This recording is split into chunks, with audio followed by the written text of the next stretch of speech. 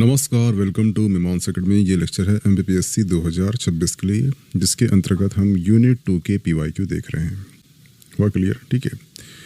और हमने कल कर चुका था मध्य प्रदेश में संतलत काल का आरंभ, और आज हम करने वाले हैं मालवा में संतलत काल। इसके हम करेंगे PYQ और कुछ करेंगे MCQ।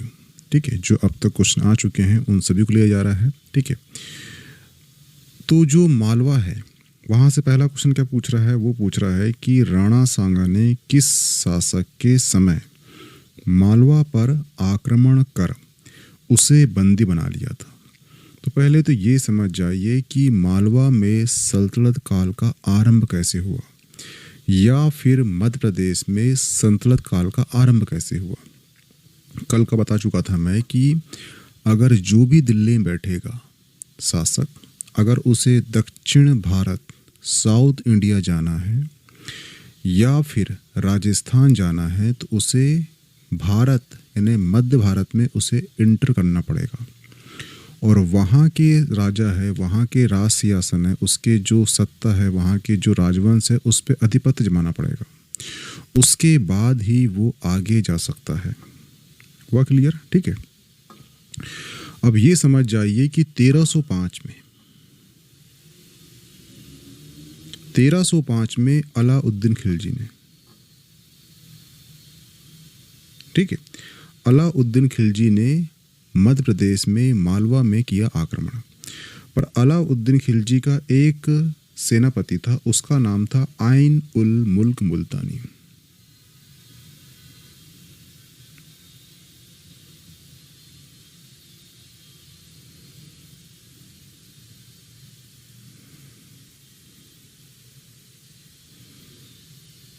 ठीक है, इसने मालवा में किया आक्रमण। ठीक है, और राजा कौन था उस समय मालवा का? वो था परमार राजा महलक देव।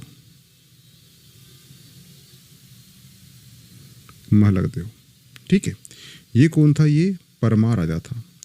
ये हार जाता है, और इसके बाद जो है मालवा में जो मालवा है उसमें सल्तनत काल स्थापित हो जाता है। ठीक है, तो इस प्रकार से आइन उल मुल्क मालवा का पहला मुस्लिम सूबेदार बन जाता है। जो ये है आइन उल मुल्क मालवा का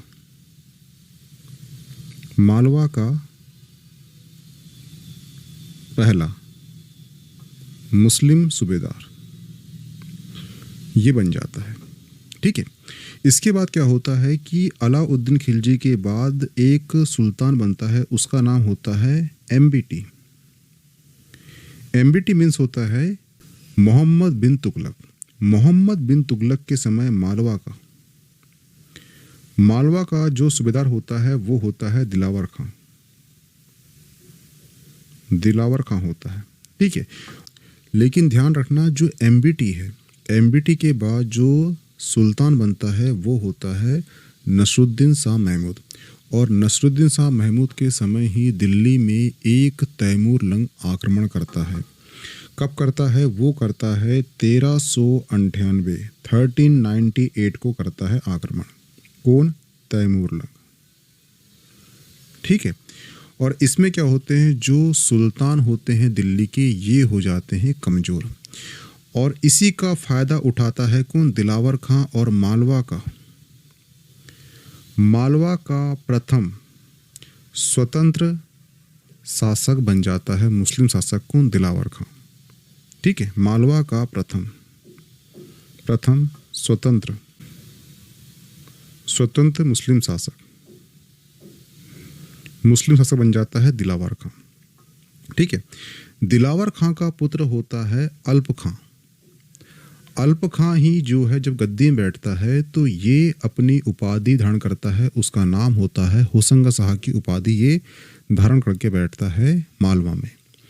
और इसका पुत्र होता है मोहम्मद शाह गौरी। और जो मोहम्मद शाह गौरी होता है ये काफ़ी शराब में लिप्त होता है, ये अय्यास होता है, तो इसका साला होता है, उसका नाम होता है महमूद शाह ही पूरा राजपाट देखता है, और अंत में परेशान होकर कौन? मोहम्मद शाह गौरी जो है ये सिंहासन छोड़ देता है और वहाँ पे शासक बनता है। इस प्रकार से अंतिम शासक होता है गौरी मालवा का। और इसके बाद उसका साला कौन, महमूद शाह जो है खिलजी वंश की स्थापना करता है। ये मध्य प्रदेश का खिलजी वंश है, वो खिलजी वंश नहीं, ये दूसरा खिलजी है। ठीक है। जब महमूद खिलजी यहाँ शासक बनता है तो इसके बाद इसका पुत्र होता है, उसका नाम होता है गयासुद्दीन शाह। और गयासुद्दीन शाह के बाद शासक बनता है, उसका नाम होता है नसरुद्दीन शाह नासिर शाह। और नसरुद्दीन शाह नासिर शाह के बाद शासक बनता है महमूद शाह खिलजी, महमूद शाह द्वितीय। ठीक है। और महमूद शाह द्वितीय के समय ही राणा सागा, कब, 1519 को राणा सागा और महमूद द्वितीय के बीच में युद्ध होता है। कहाँ पे होता है, वो होता है गंगरोन पर। गंगरोन ये कहाँ पर है, तो ये राजस्थान में। इस युद्ध में जो है राणा सागा और महमूद द्वितीय, राणा सागा क्या हो जाता है, ये हो जाता है विजय हो जाता है। और इस प्रकार जो है यहाँ पर महमूद शाह खिलजी जो है ये हो जाता है, इसको बंदी बना लेता है कौन, राणा सागा। किसे, महमूद शाह खिलजी को। तो इसका आंसर क्या होगा, वो होगा ऑप्शन डी, महमूद शाह द्वितीय। ठीक है। तो ये कहानी थी मालवा में संतलत काल का आरंभ। तो यहाँ से क्वेश्चन कराया है कि मालवा कब संतलत काल का हिस्सा बना, तो उसका आंसर है 1305। 1305 में मालवा में किसने किया था आक्रमण, तो उसका नाम है अलाउद्दीन खिलजी। अलाउद्दीन खिलजी ने किया था, लेकिन किसने किया था नेतृत्व, तो वो किया था आइन उल मुल्क मुल्तानी ने। आइन उल मुल्क मुल्तानी ने जब मालवा में किया था आक्रमण, तो वहाँ पे शासक कौन था, तो वो था परमार वंश का महलक देव। तो महलक देव जो है ये अंतिम परमार वंश का शासक होता है। और महलक देव जब हार जाता है तो आइन उल मुल्क जो है ये मालवा का शासक बनता है। तो इस प्रकार से मालवा का पहला मुस्लिम सूबेदार होता है कौन, आइन उल मुल्क। इसके बाद आता है एमबीटी। और एमबीटी के समय जो है मालवा का जो सूबेदार बनता है वो बनता है दिलावर खां। और दिलावर खां यहाँ का रहता है सूबेदार, लेकिन एमबीटी के बाद नसरुद्दीन शाह महमूद बनता है वहाँ का सुल्तान। और उसी वक्त 1398 में तैमूर लंग जो है दिल्ली में करता है आक्रमण। जब दिल्ली में आक्रमण करता है तो सिंपल सी बात है, वो होते हैं कमज़ोर। और इसी कमजोरी का उठाता है फ़ायदा कौन, दिलावर खां, और अपने आप को मालवा का प्रथम स्वतंत्र मुस्लिम शासक कर देता है घोषित। तो क्वेश्चन पूछेगा आपसे कि पहला मुस्लिम शासक कौन है, तो वो है आइन उल मुल्क है सूबेदार। दूसरा पूछा है कि प्रथम स्वतंत्र मुस्लिम शासक कौन है, तो वो है दिलावर खां। दिलावर खां का पुत्र होता है हुसंग शाह। हुसंग शाह का पुत्र होता है मोहम्मद शाह गौरी। मोहम्मद शाह गौरी का जो साला होता है महमूद शाह खिलजी, उसको हटा देता है और खिलजी वंश शुरू होता है। खिलजी वंश में जो नेक्स्ट शासक बनता है वो बनता है गयासुद्दीन शाह। गयासुद्दीन के बाद बनता है नासिरुद्दीन शाह नासिर शाह, और उसके बाद बनता है महमूद शाह द्वितीय। और महमूद शाह द्वितीय के समय ही राणा सांगा जो है 1519 में गांगरोन पे राजस्थान में इनके बीच में होता है युद्ध, जिसमें राणा सांगा होता है विजय और इसे बना लेता है बंदी। हुआ क्लियर? तो इतनी कहानी आपको क्लियर हो चुकी होगी। ये ध्यान से कहानी को एक दो बार सुन लेना, जब कहानी याद रहेगी तो क्वेश्चन आपको आराम से बन जाएंगे। ठीक है। और इसी महमूद शाह द्वितीय के समय जो है गुजरात का शासक बहादुर शाह प्रथम जो है मालवा पर करता है आक्रमण और मालवा जीतकर गुजरात में मिला लेता है। और मालवा का जो स्वतंत्रता का अस्तित्व है ये हो जाता है समाप्त। लेकिन टर्निंग पॉइंट आता है कब? वो आता है 1535 में। क्यों 1535 में? कौन आता है? वो आता है हुमायूं। हुमायूं जो है गुजरात विजय करता है, और गुजरात जैसी विजय करता है तो गुजरात के जितने पार्ट होते हैं वो स्वतः ही मुगल साम्राज्य का हिस्सा बन जाते हैं। तो गुजरात का हिस्सा कौन? मालवा भी था। ठीक है। तो इस प्रकार से 1535 में हुमायूं के गुजरात विजय पर जो मालवा है ये भी मुगल साम्राज्य का हिस्सा बन जाता है। तो क्वेश्चन आपसे कराए, यहाँ से हिस्ट्री एड होती है गुजरात से और मुगल से। तो 1535 आपको याद होना, क्वेश्चन ये आएगा कि मुगल साम्राज्य का हिस्सा मालवा कब बना, तो ये बना है 1535 में। ठीक है, और 1535 से लेकर 1542 तक यहाँ का जो कादिर खां या मल्लू खां नामक शासक यहाँ पे शासन करता है। लेकिन ध्यान रखना, हिस्ट्री में आपने पढ़ा होगा 1539 और 1540। यहाँ पे क्या होता है कि चौस और कन्नौज के युद्ध में शेर शाह सूरी जो है हुमायूं को कर देता है पराजित, और हुमायूं यहाँ से चला जाता है काबुल। तो यहाँ पर जो है शेर शाह सूरी जो है मालवा अभियान कर मल्लू खां को करता है पराजित और सुजात खां को मालवा का गवर्नर नियुक्त करता है। हुआ क्लियर? इसके बाद क्या होता है कि जैसे ही 1555 आता है, 1555 आता है, 1555 में राजनीतिक अव्यवस्था का लाभ उठाकर बाज बहादुर शासक जो होता है ये मालवा में पुनः स्वतंत्र मुस्लिम साम्राज्य की स्थापना करता है।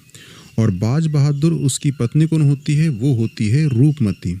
इनकी प्रेम कहानी तो आप जानते हो। 1561 फिर कौन आता है? 1561वें और 62 में जो अकबर होता है इसका होता है राज्याभिषेक, और राज्याभिषेक होने के साथ ही ये मालवा या मध्य भारत में कूच करता है। और आपको मालूम है कि 1564 में उसने रानी दुर्गावती के ऊपर किया था आक्रमण। और इसके बाद क्या करता है? अकबर जो है मालवा की समृद्धि जानता है, और मालवा की समृद्धि जानता है तो इसके बाद जो है ये मालवा पे करता है आक्रमण। और करता कौन है? वो करता है अदगा खां करता है, और अदगा खां ये आक्रमण करता है और मालवा को जीत कर मुगल साम्राज्य का सूबा बना लेता है। तो यहाँ से दो क्वेश्चन करेगा कि सबसे पहले मालवा को किसने मिलाया मुगल साम्राज्य में, तो वो मिलाया हुमायूं ने। और सेकंड में उसका पुत्र पैदा होता है अकबर। अकबर के नेतृत्व में अदगा खां ने मालवा को मुगल साम्राज्य का सूबा बना लेता है। अकबर और अदगा खां को अकबर ने मारा था। ये कहानी आप सुने हो स्टोरी में, ठीक है। उसको वो दिल्ली बुलाता है, आगरा बुलाता है, वहाँ से एक बार दो बार उसे अपने महल से नीचे गिराता है और मारता है। ये क्यों मारता है? इसके पीछे रीज़न है मालवा का वित्त विभाग। ये कहानी आगे क्या होती बताऊंगा, पर ध्यान रखना कि अदगा खां की मृत्यु जो है मालवा के कारण होती है। हुआ क्लियर? ठीक है। और ये ध्यान रखना कि जब अदगा खां जो है मालवा को जीतता है तो यहाँ का पहला मुगल सूबेदार, क्या नाम है उसका? मुगल सूबेदार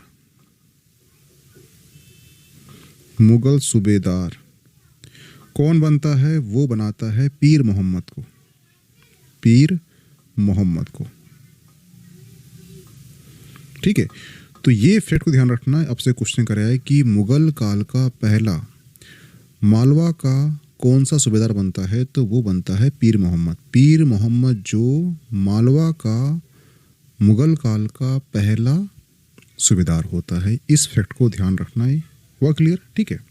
इसके बाद आप जानते हो कि जो मराठा वंश है इसकी उत्पत्ति होती है, और 1728 में बाजीराव द्वितीय के आदेश में चिमनाजी अप्पा ने अमझेरा यानी कि धार के युद्ध में मुगल सूबेदार गिरधर बहादुर और हिम्मत बहादुर को हराकर इनकी हत्या कर देता है।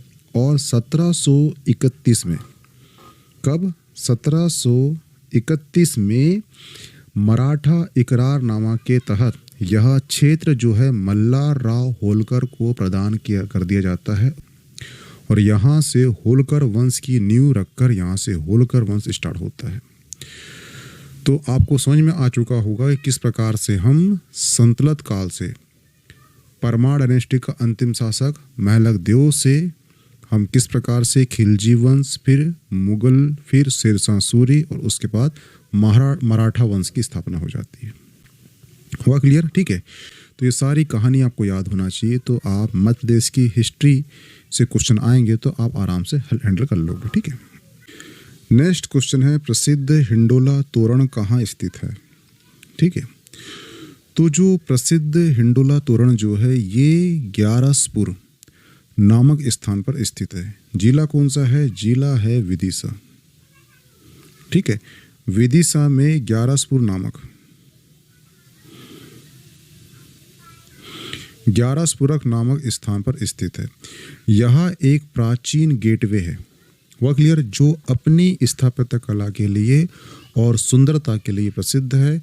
और ये जो स्तंभ है इसके चारों ओर जो है विष्णु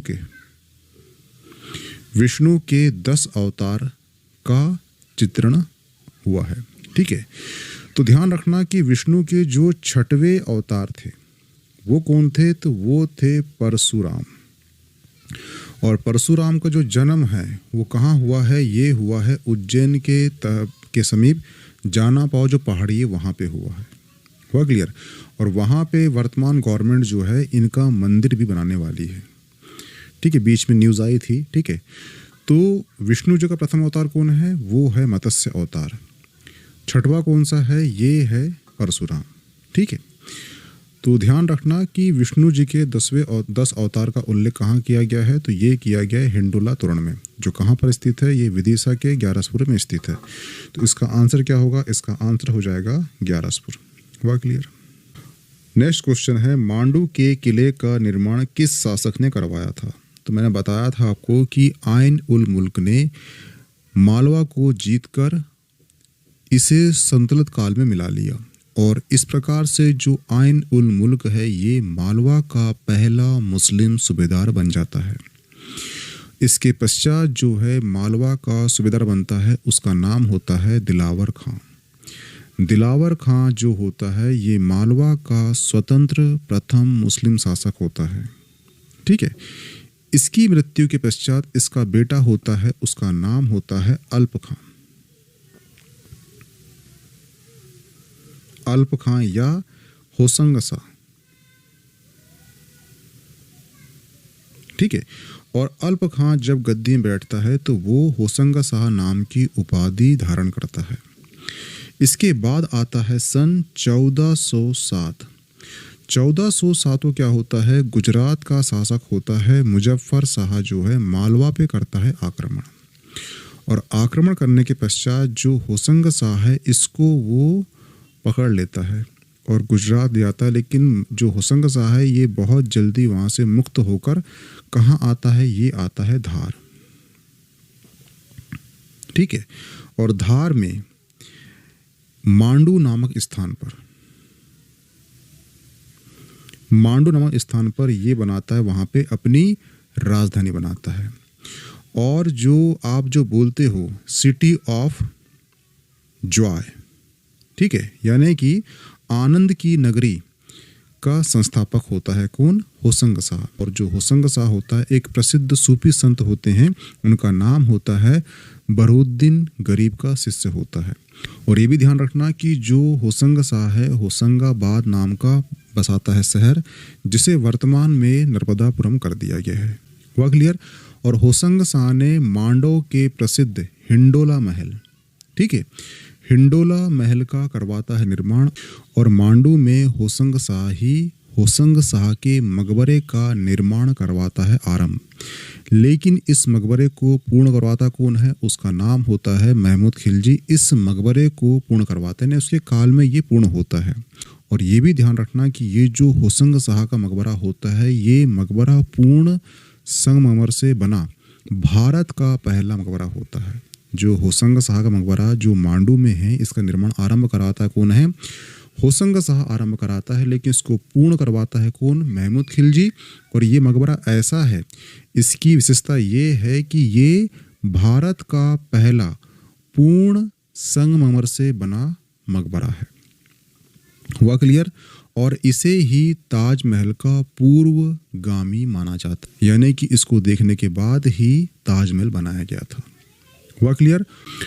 होसंग शाह ने मांडू के किले का निर्माण आरंभ करवाया था, यद्यपि इसे बाज बहादुर ने पूर्ण करवाया था। ठीक है।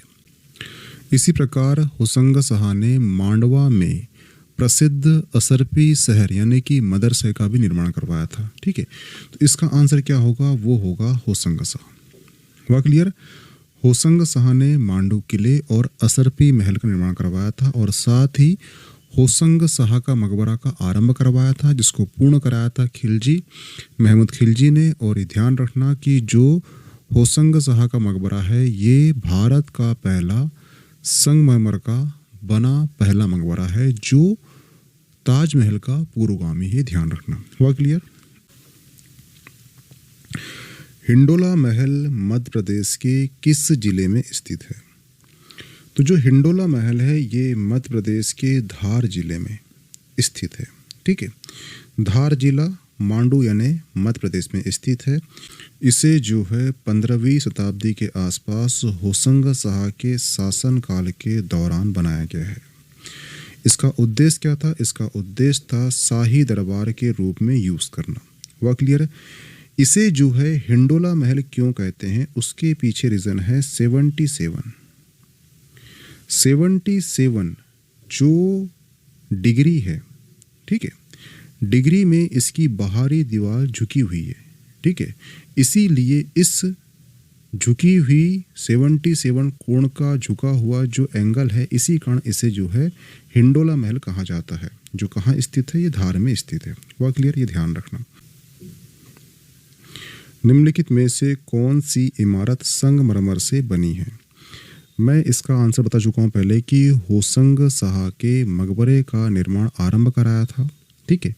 यद्यपि इस मकबरे का जो पूर्ण निर्माण है ये महमूद खिलजी के काल में हुआ है और यह मकबरा जो है संगमरमर से बना भारत का पहला मकबरा है जो ताजमहल का पूर्वगामी है, ठीक है। तो ये कौन सा मकबरा है? ये है होशंग शाह का मकबरा। आंसर क्या होगा? ऑप्शन सी होगा। हुआ क्लियर? ये ध्यान रखना। मांडू में स्थित जंतर महल का निर्माण इनमें से किस शासक ने करवाया था? ये क्वेश्चन मध्य प्रदेश प्री 2017 में कर चुका है और इस क्वेश्चन को आयोग ने किया था डिलीट।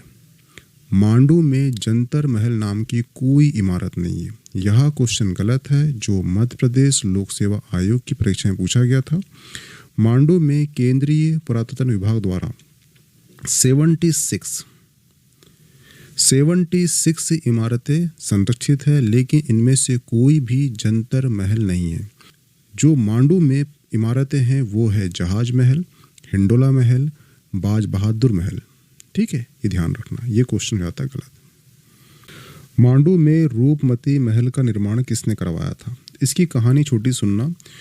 जो महमूद खिलजी है इसका बड़ा पुत्र होता है गयासुद्दीन शाह। गयासुद्दीन शाह का पुत्र होता है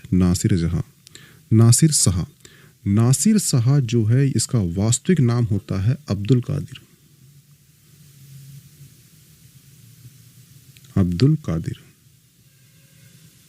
ठीक है। अपने पिता गयासुद्दीन शाह की मृत्यु के पश्चात यह अब्दुल मुजफ्फर नासिर की उपाधि करता है धारण और मालवा का सुल्तान बनता है। यह एक क्रूर और निर्दयी स्वभाव का व्यक्ति होता है। इसने अपने एक पुत्र सियाबुद्दीन को विद्रोह के आरोप में करता है पराजित, किंतु कुछ समय बाद ही ये सभी सियासन का जो काम काज है उसको छोड़कर अपना जो छोटा पुत्र होता है आजम हुमायूं को अधिकार सौंप देता है और आजम हुमायूं जो है उसने महमूद शाह दूती की उपाधि करता है धारण। और ये ध्यान रखना कि जो नासिरुद्दीन शाह है इसकी मृत्यु हुई है उज्जैन में। कहाँ पर? उज्जैन में। उज्जैन में एक महल है उसका नाम है कालिया